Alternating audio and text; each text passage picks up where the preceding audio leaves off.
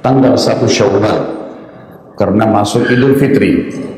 Semua muslimin di seluruh dunia bersuka cita, bergembira. Mereka bergembira teman-teman sekalian karena merasa telah menutup bulan Ramadan yang dipenuhi dengan ibadah, dengan berharap diterima oleh Allah Subhanahu wa Ta'ala. Ada juga orang bersuka cita mungkin karena niatnya sifatnya duniawi, karena dia tahu dia akan pulang kampung, mudik, ketemu dengan kerabatnya sebagaimana tradisi kita di Indonesia. Dan ada orang-orang yang bersuka cita mengucapkan Alhamdulillah, dan saya berharap kita tidak masuk dalam golongan ini. Orang-orang yang mengucapkan Alhamdulillah di Idul Fitri karena lepas dari penjara ibadah, tanda kutip. Mengucapkan Alhamdulillah karena tidak lagi puasa, Alhamdulillah tidak lagi sholat malam, Alhamdulillah tidak lagi baca Al-Quran. Dan yang lebih parah lagi, mereka mengatakan Alhamdulillah karena saatnya sekarang kembali mengulangi maksiat yang dikerjakan sebelum Ramadan lalu. Sudah tidak asing di kuping kita dengar di Indonesia banyak orang yang bermaksiat, berpacaran di luar nikah, yang ujung-ujungnya juga adalah perzinahan. Janjian kalau di bulan Ramadan atau mau masuk Ramadan mereka berhenti pacaran, dilanjutkan setelah Idul Fitri.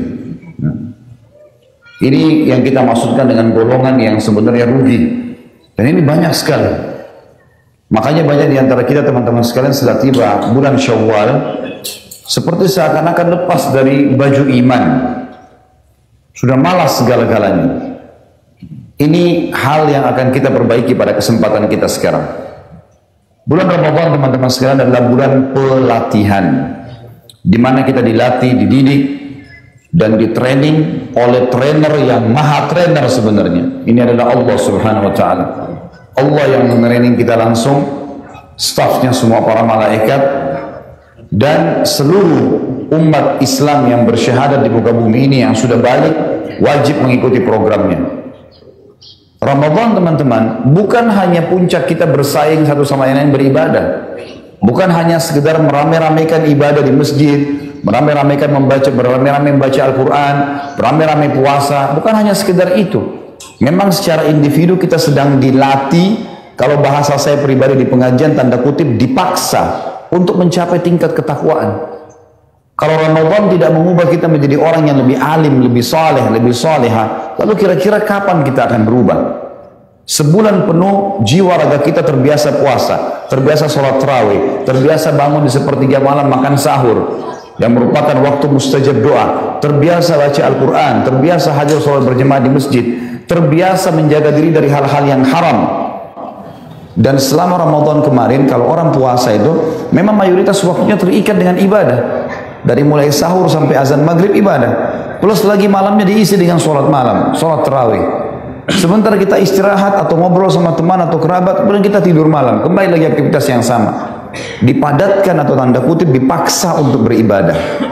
Semua itu teman-teman sekalian bukan untuk dikenang, tetapi untuk dipraktikkan. Ramadan kemarin yang kita memang harus mengucapkan terima kasih kepada Allah dan kepada Ramadan tanda kutip di sini tentunya. Ramadan karena kita tidak mengatakan dia adalah makhluk yang hidup, tapi di sini adalah ciptaan Allah. Tanda kutip terima kasih kepada Ramadan setelah terima kasih kepada Allah karena kita dilatih oleh Allah sang pencipta melalui Ramadan untuk menjadi manusia yang baik.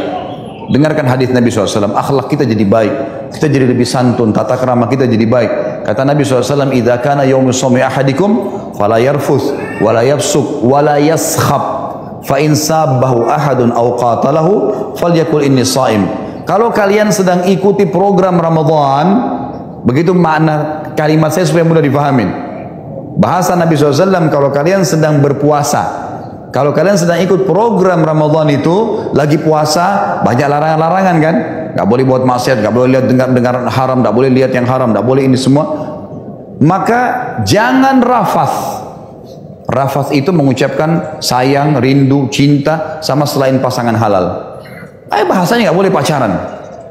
Gitu kan? Jangan fusuk. Fusuk itu jabat tangan, pelukan, ciuman, sentuh fisik. Dan jangan sahab. Sahab ini bertengkar, teriak-teriak, ribut-ribut. Kalau kalian sedang diajak bermaksiat atau bertengkar sementara kalian puasa, bilang saya sedang ikut program puasa. Saya sedang dilatih sekarang, nggak mau. Sebulan penuh kita dibiasakan untuk itu. Mestinya sekarang membentuk pribadi kita lebih baik. Mestinya. Udah nggak ada lagi nota kosong, nggak ada lagi manipulasi, nggak ada lagi hal yang haram, sudah harus ditinggalkan. Dan teman-teman, kalau Ramadan tidak membentuk Anda menjadi lebih baik, kira-kira kapan? Tunggu apa kira-kira? Tunggu malaikat maut datang? Tunggu stroke yang tiba-tiba datang? Tunggu tiba-tiba tabrakan? Tunggu tiba-tiba bangkrut usaha? Sampai kata Nabi SAW, maksimalkan waktu kalian sebelum datangnya masa tua, sebelum datangnya penyakit, sebelum keluarnya Dajjal. Diingatkan oleh Nabi SAW, maksimalkan. Maka ini kesempatan emas. Semua dai dan mubalik teman-teman coba bisa teriak-teriak seperti yang saya lakukan sekarang di depan Anda. Penentu keputusan Anda sendiri. Dan ingat, berubah menjadi lebih baik sebuah prestasi. Bertahan pada keburukan sebuah keburukan. Dan harus kita sendiri berubah. Allah yang maha pemurah tidak akan turunkan tangan dari langit mengubah kita menjadi baik. Atau memaksa kita ibadah. Harus kita bergerak sendiri. Semua syaitan, jin dan manusia jangan didengar lagi sekarang. Harus berubah teman-teman sekalian. Ya, manusia yang cerdas, manusia yang kalau datang padanya peringatan berubah. Itu yang penting. Jangan tunggu nanti ada ustadz baru imannya bertambah. Enggak. Ilmu yang didapatkan amalkan. Itu yang penting. Karena tujuan majelis-majelis ilmu untuk mengubah. Kalau kita dalam majelis ilmu tidak berubah, percuma hadir. Tujuannya memang untuk mengubah menjadi lebih baik. Dan jangan terpengaruh sekali lagi dengan syaitan-syaitan manusia dan jin yang menggoda kita untuk jauh dari jalan Allah. Waktu terus berlalu teman-teman. Setiap orang di antara kita sedang menuju ke liang lahatnya. Tinggal siapa yang lebih dulu jatuh di antara kita. Pada saat itu penyesalan akan tidak bermanfaat buat kita. Menyesal teman-teman sekarang. Makanya harus hati-hati, ambil pelajaran dan maksimalkan diri untuk beribadah kepada Allah.